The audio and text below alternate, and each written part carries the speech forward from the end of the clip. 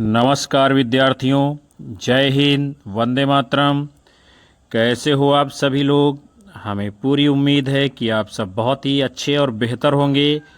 आपका पुनः आगमन हो चुका है दीपक लक्ष्य अब एजुकेशनल चैनल के ऊपर, जहां पर आप सभी लोगों के लक्ष्य के मुताबिक लगातार कक्षाएं दी जाती हैं।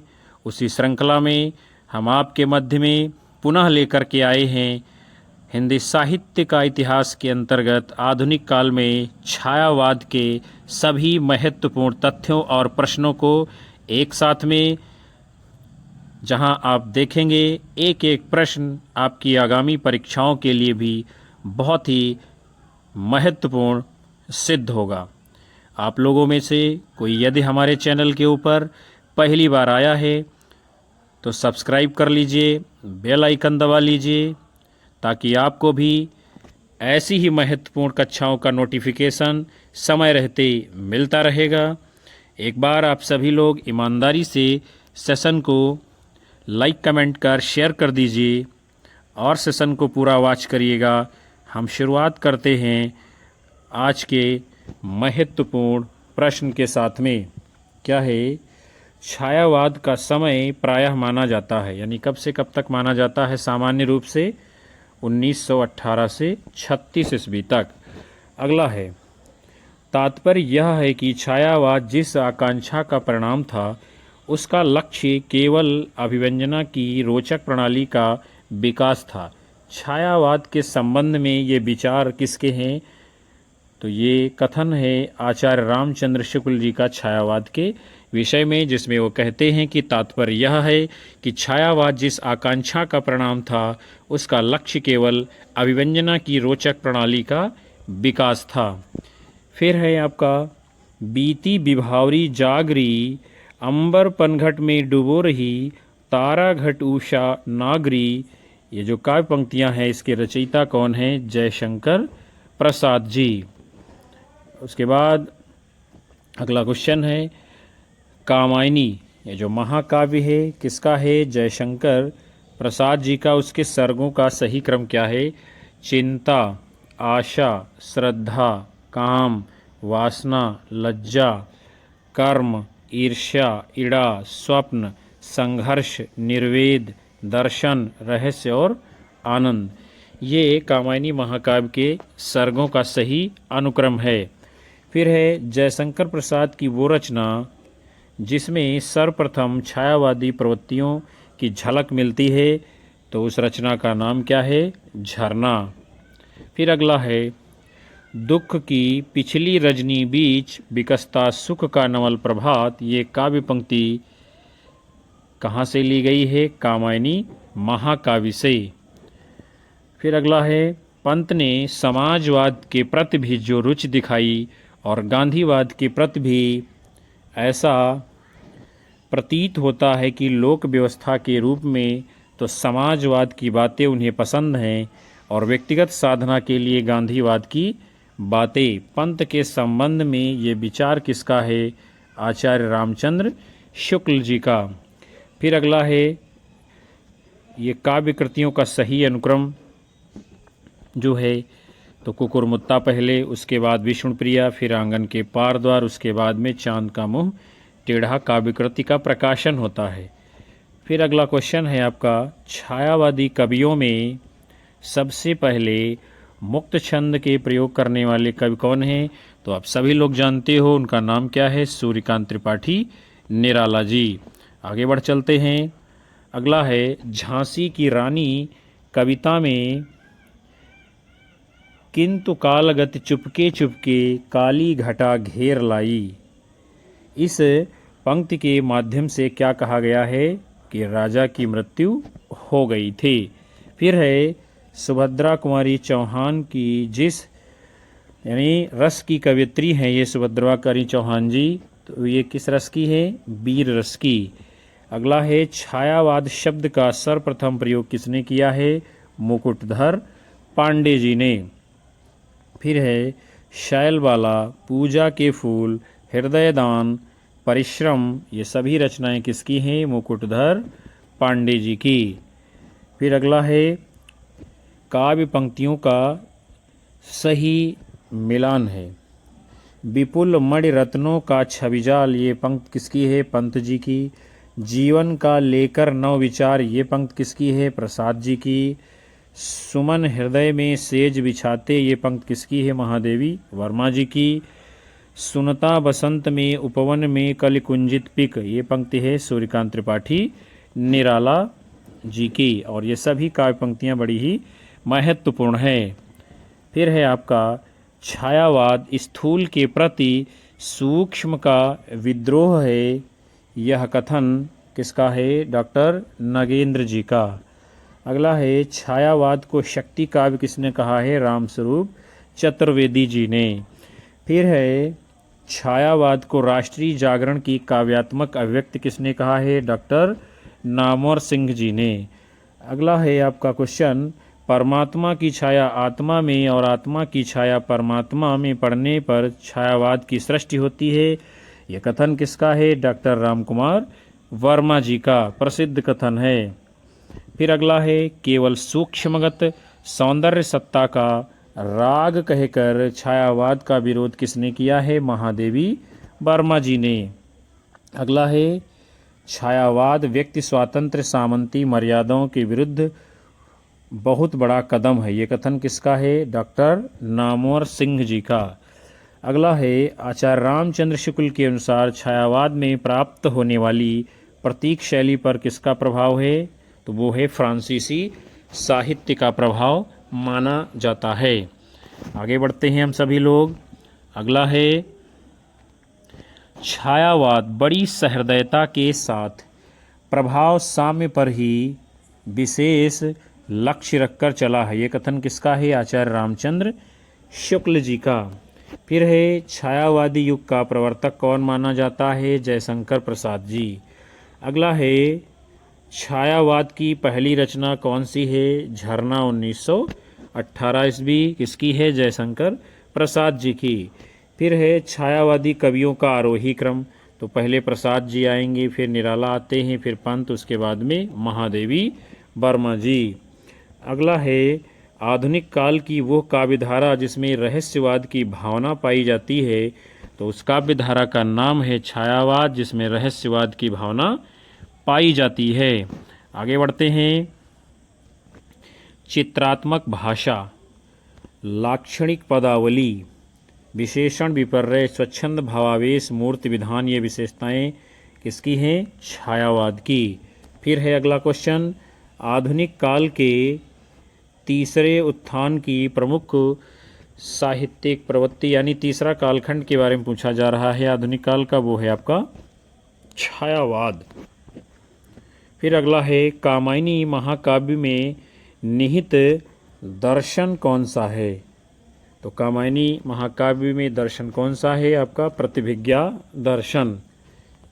कामायनी को मानवता का रसात्मक इतिहास किसने कहा है? नंद दुलारे वाजपेयी जी ने। कामायनी को छायावाद का उपनिषद किसने कहा है? शांतिप्रिय द्विवेदी जी ने। कामायनी को असफल काव्यकृति किसने कहा है? इंद्रनाथ मदान जी ने। फिर हम लोग आगे बढ़ते हैं। कामायनी में श्रद्धा तथा मनु, ये दोनों लोग किसके प्रतीक हैं? तो श्रद्धा हृदय की प्रतीक है और मनु मन के प्रतीक हैं। फिर अगला है कितने हृदय के मधुर मिलन क्रंदन करते वन विरह कोक, इस काव्य पंक्ति के रचयिता कौन है? जयशंकर प्रसाद जी। फिर आपका अगला क्वेश्चन है, जयशंकर प्रसाद की वह कृति जो पहले तो ब्रज भाषा में लिखी जाती है किंतु बाद में खड़ी बोली में रूपांतरित हो जाती है, तो उस रचना का नाम है प्रेम पथिक। फिर है उर्वशी चंपू काव्य, वन मिलन, प्रेम राज्य, अयोध्या का उद्धार, शोकोच्छ्वास, वब्रवाहन, कानन कुसुम, करुणालय, महाराणा का महत्व, ये सभी रचनाएं किसकी हैं? जयशंकर प्रसाद जी की। फिर अगला है 1918 ईस्वी में प्रकाशित जयशंकर प्रसाद की काव्य संकलन झरना में कुल कविताएं कितनी हैं? 24 कविताएं हैं। फिर आपका अगला क्वेश्चन है, प्रसाद द्वारा रचित आंसू ये किस प्रकार का काव्य है? विरह काव्य। फिर अगला है यामा, दीपशिखा, नीरजा, सांदगी, सप्तपर्णा, निहार, रश्मि ये सभी रचनाएं किसकी हैं? महादेवी वर्मा जी की। फिर अगला है महादेवी वर्मा का प्रथम काव्य संकलन कौन सा है? निहार। फिर अगला क्वेश्चन है तेरा वैभव देखूं या जीवन का क्रंदन देखूं ये पंक्ति किसकी है? महादेवी वर्मा जी की। अगला है महादेवी वर्मा को क्या कहा जाता है? आधुनिक युग की मीरा कहा जाता है। उसके बाद में है महादेवी वर्मा का वह काव्य संग्रह जो वैदिक संस्कृत के विभिन्न काव्यांशों पर आधारित है, उसका नाम है सप्तपर्णा। फिर अगला है सूर्यकांत त्रिपाठी निराला जी द्वारा रचित राम की शक्ति पूजा पर किसका सर्वाधिक प्रभाव है? कृत्तिवास रामायण का सबसे ज़्यादा प्रभाव राम की शक्ति पूजा रचना के ऊपर माना जाता है। फिर अगला क्वेश्चन है पंत जी की रचनाओं में यानी वीणा और पल्लव दोनों में अंग्रेजी कविताओं से लिए हुए भाव, अंग्रेजी भाषा के लाक्षणिक प्रयोग बहुत मिलते हैं। यह कथन किसका है? आचार्य रामचंद्र शुक्ल जी का। आगे बढ़ते हैं तुम वहन कर सको जनमन में मेरे विचार, वाणी मेरी चाहिए तुम्हें क्या अलंकार। ये काव्य पंक्तियाँ पंत जी की किस रचना से हैं? युगांत काव्य संग्रह से ली गई हैं। अगला है युगांत काव्य संग्रह की पहली कविता कौन सी है? तो वो है गा कोकिल वर्षा पावक कण, नष्ट भ्रष्ट हो जीर्ण पुरातन। ये पंक्ति यानी किस है? कविता की युगांत काव्य संग्रह की। फिर अगला है सुमित्रानंदन पंत जी के द्वारा रचित महाकाव्य कौन सा है? लोकायतन। क्या है? लोकायतन। और यह कृति महात्मा गांधी के जीवन पर आधारित है। फिर अगला है कला और बूढ़ा चांद, चिदम्बरा, ग्राम्या, वीणा, गिरजे का घंटा ये सभी रचनाएं किसकी हैं? सुमित्रानंदन पंत जी की। फिर है सुमित्रानंदन पंत को ज्ञानपीठ पुरस्कार किस रचना के ऊपर मिलता है? चिदम्बरा के ऊपर। और चिदम्बरा क्या है? ये काव्य कृति है। उसके बाद में है सुमित्रानंदन पंत जी की पहली कविता का नाम क्या है? गिरजे का घंटा, जो 1916 ईस्वी में प्रकाशित हुई है। फिर अगला है कविता करने की प्रेरणा मुझे सबसे पहले प्रकृति निरीक्षण से मिली, जिसका श्रेय मेरी जन्मभूमि कोरमांचल प्रदेश को है। ये कथन किसका है? सुमित्रानंदन पंत जी का। अगला है वह कृति जिस पर सुमित्रानंदन पंत को सोवियत लैंड नेहरू पुरस्कार मिला है, उस रचना का नाम है लोकायतन। फिर आप सभी लोगों का अगला क्वेश्चन है सुमित्रानंदन पंत की कविता परिवर्तन सर्वप्रथम जो है किसमें प्रकाशित होती है? पल्लव काव्य संग्रह में। अगला क्वेश्चन है अरविंद दर्शन से प्रभावित हिंदी के कवि कौन हैं? सुमित्रानंदन पंत जी। अगला है रचना काल के अंतिम दौर में प्रगतिवाद के भौतिक दर्शन के साथ साथ अरविंद दर्शन से प्रभावित कौन हुए हैं? सुमित्रानंदन पंत जी। उसके बाद में है उत्तराखंड के कवि जिन्हें छायावाद प्रगतिवाद के संधि स्थल का कवि कहा जाता है। तो कौन है छायावाद और प्रगतिवाद के संधि स्थल के कवि? उनका नाम है सुमित्रानंदन पंत जी। सुमित्रानंदन पंत ने बाल कल्पना का दुहमुहा प्रयास किसे कहा है? वीणा काव्य संग्रह को। फिर है पंत की रचनाओं का सही अनुक्रम गुंजन 1932, युगांत 1932, ग्राम्या 1940, लोकायतन 1964 ईस्वी। फिर है छायावाद का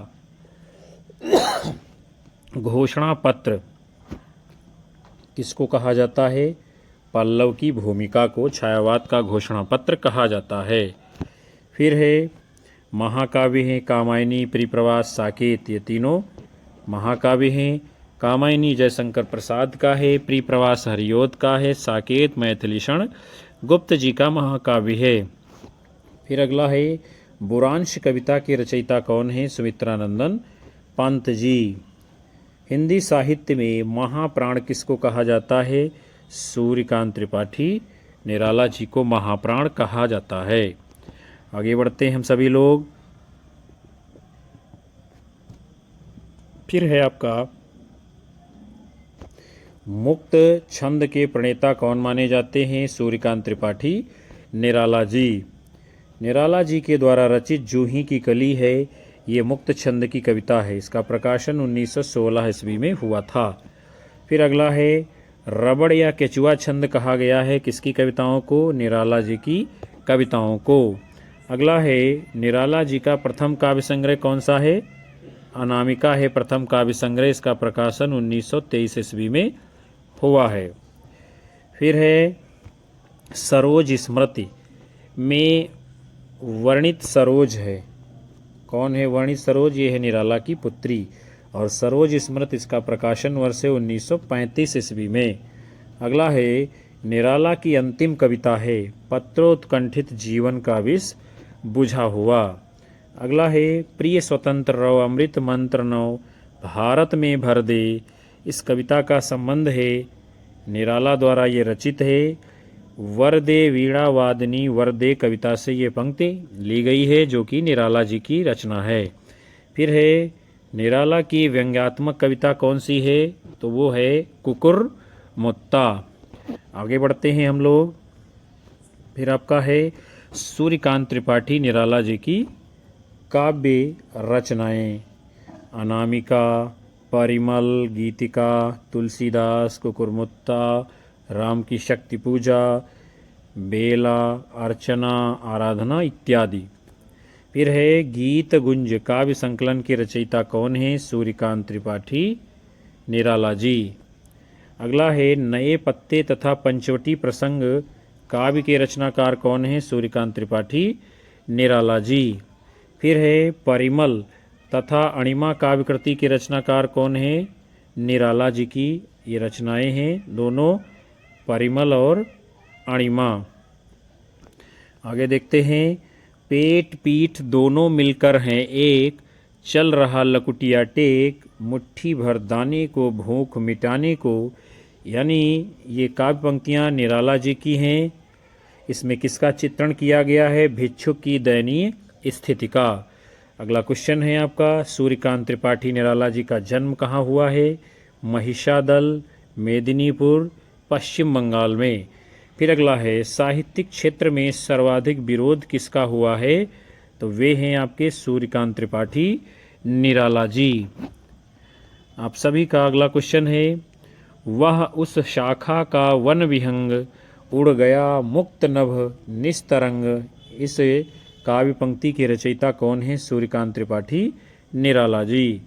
अगला है प्रतिपल परिवर्तित व्यूह भेद कौशल समूह राक्षस विरुद्ध प्रत्युह क्रुद्ध कपि विषम। इस काव्य पंक्ति के रचनाकार कौन है? सूर्यकांत त्रिपाठी निराला जी।